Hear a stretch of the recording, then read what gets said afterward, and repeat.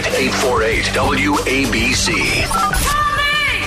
Talk with Bernie and Sid in the morning right now. 800-848-9222. Where New York comes to talk. 77 WABC.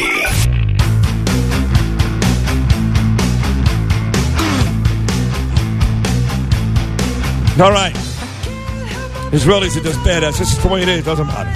It could be my trainer, Nayor in Brooklyn, or Eyal living in the 5 towns, but sitting to my left is a real badass. In fact, he's going to be back for a second time fighting at Madison Square Garden coming up on June the 14th in Bellator 222. He is the pride of Tel Aviv, loved by millions all over the world, over 100,000 Instagram followers. Ladies and gentlemen, say hello to the only Israeli fighter in the MMA and a guy, once again, that has had great success. Haim Gozali. Good morning, pal. How are you? Good morning. Good. Nice to have you here. First of all, we do want to thank Heshi Organbaum and the fine people at Maimonides Medical Center for setting this thing up. Heshi's a big fan of yours, and you told me during the break that it was really Heshi who just 2 years ago, when you fought for the first time at Madison Square Garden, also got you back then to do what I'm doing this Sunday, which is the Marshal of the Israeli Day Parade. Yeah, Grand Marshal. Yeah, Heshi support me for like 3 years already. Yeah. And he's a great guy. How did the Grand Marshal thing go? It was cool. Yeah, we throw like T-shirts for the crowd. And, right. You beat anybody up? No, that's cool. So listen, how did you? You're Israeli, obviously. You were actually an Israeli soldier back in the day, but how'd you get into this in Israel? How did you pick up on the MMA fighting? So I started martial arts at like 6 years old. Right. So I saw the movie Ninja, and I started training like I was a kid. And after that, I went to the army. I was in the border patrol. After the army, I started competing. The MMA wasn't MMA back then. It was no hold bar. You do it with no gloves and stuff like that. It was brutal, yes. Yeah. It's still brutal. So I started to do it when it was like that. Yeah. And after that, it became like a sport.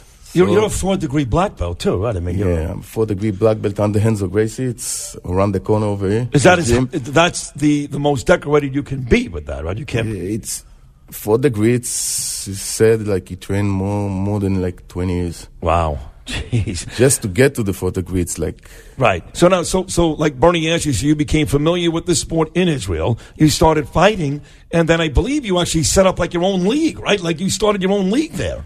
Over there, we didn't have nothing, so we build everything. I bring the jiu-jitsu to Israel. You bought it? Wow. Yeah, because nobody know what it is. Right. And the same the MMA. I did the first major event in Israel. Wow. And after a couple of years, Bellator came to Israel. So now we have Bellator in Israel. Every show, like 9,000 people come. So it's Bellator, by the way, competes with the UFC. It's MMA. You have UFC and you have Bellator. They're both leagues, sort of. The MMA is the sport, and the Bellator and UFC is the league. And you are a welterweight. You fight at 170 pounds, but you walk around probably 205. 205. You see, these guys cut weight. Yeah. Like you wouldn't believe before a fight. 205 pounds, and you cut down 25 pounds, or what am I talking about? 35 pounds to get to 170. Wow. Yeah. Well, what do you do? What is, besides taking Trembolin, which is an illegal steroid, what else do you do to get down? I have a strict diet.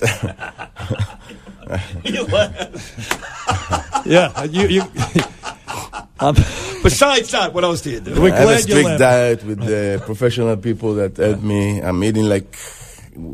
by grams and grams, and everything is like by order, by day, by hours. But I cannot eat nothing. For how long? For like a month or 2 months? Like 3 months before the fights, and then the last week of the fight, I'm like cutting like between 15 to 10 pounds. Let me tell you what you got to do. This is what you got to do. A lot of it is stop drinking water, right? You're drinking a lot of water. Yeah, you drink a lot. You're drinking like 2 gallons a day. But just before the weigh-in. Before the weigh-in, like one day you stop. Right. So your body, because you drink a lot, so it's sweating a lot, and you go to the bathroom a lot. So it's like... Here's what we need to do. I go back to Rocky IV, Chaim. And in Rocky IV, Stallone fought Dolph Lundgren. It was America versus Russia. There's got to be some Palestinian who can fight. And we put you up against him Israel versus the Palestinian. This would be the biggest thing in the Middle East ever. And you would have extra motivation to kill him, right? Is there any Palestinians that come to your gym that can fight? Not that I know, but maybe in Israel show we could do that. That's what I'm saying. The Israeli show. Yeah. In November 14th, there's going to be the Israeli show. Is that in Tel Aviv? Or Tel Aviv, yeah. That's where you live, yeah. You feel like you have the weight of the whole nation on your shoulders when you fight? You're representing Israel, or do you I represent Israel all the time. Yeah, you do. Every fight, I'm coming with a flag. I'm coming with my hat with the Star of David. So every fight I'm represent Israel. I'm Israeli, and Israel is my country. Nowadays, nationalism is a bad word, they say, but I agree with you. You represent your country, and you're proud of it. Now, listen, speaking of, you're going to fight this guy, Gustavo Wurlitzer.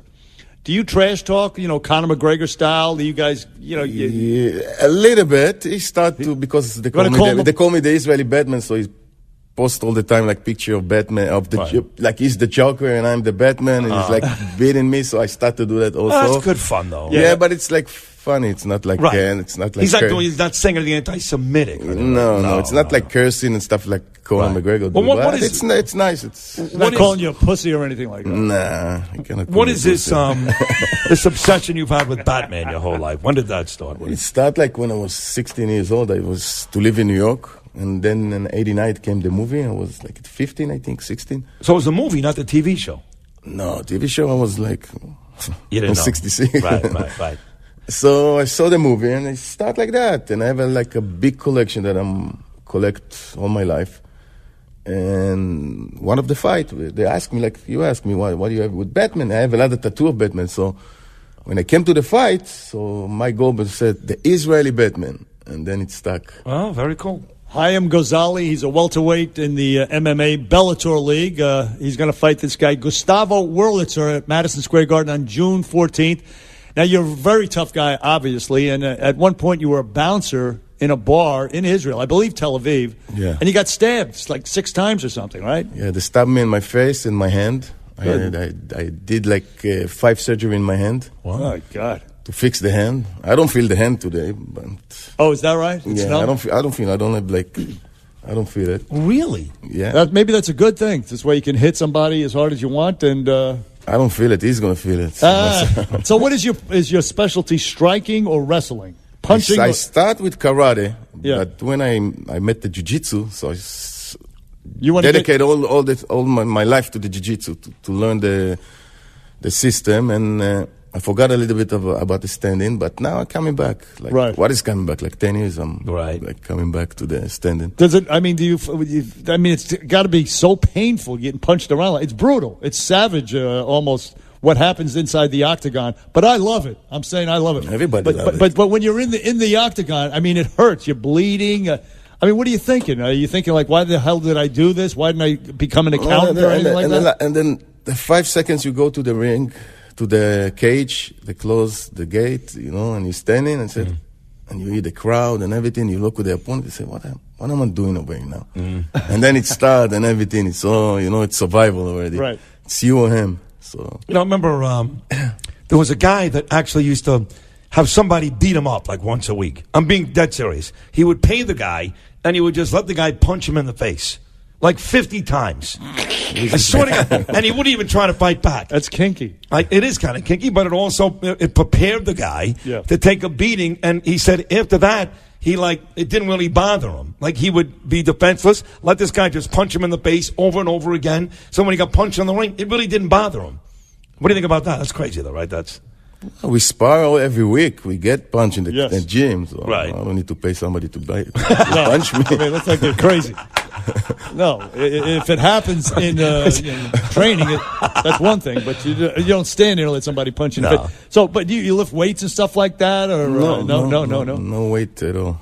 Condition training, jiu-jitsu training, stand-up training, and now I put a little bit Krav Maga in my training also, like couple of minutes over in New York. Right. And it's going good. Wow. It's going great for you. What do you mean going good? You're back at Madison Square Garden. I know you have your own place in Tel Aviv. How big of a thrill is it to actually fight at Madison Square Garden? As big as it gets? Garden, I started like Fraser Ali. Starting like community center in Israel when I was like 15 years old to the first karate championship. Yeah. And now it's the Madison Square Garden. Unbelievable. It's crazy. It's crazy. It's a great story. You are going to kick some ass on June 14th in Madison Square Garden. This guy, Gustavo Wurlitzer, he's a dead man walking. He's finished. Let's face it. Yeah. You know that. You know that, right? There he is, the Israeli Batman, Haim Gozali. Yes. Check it out, folks. June 14th, Madison Square Garden. You can go to Bellator.com or MSG.com to get some tickets. Anyway, we wish you all the best, Haim. Thank you. Thanks for coming in, buddy. Thank you. By the way, on the way out, on email that we could have done this, but it wouldn't work here, I guess, in New York, right? Probably not, right? That's good. It's good. Thank you. Yeah, that's good. See you later, Chaim. We'll come back with the Sports Blitz right after these words.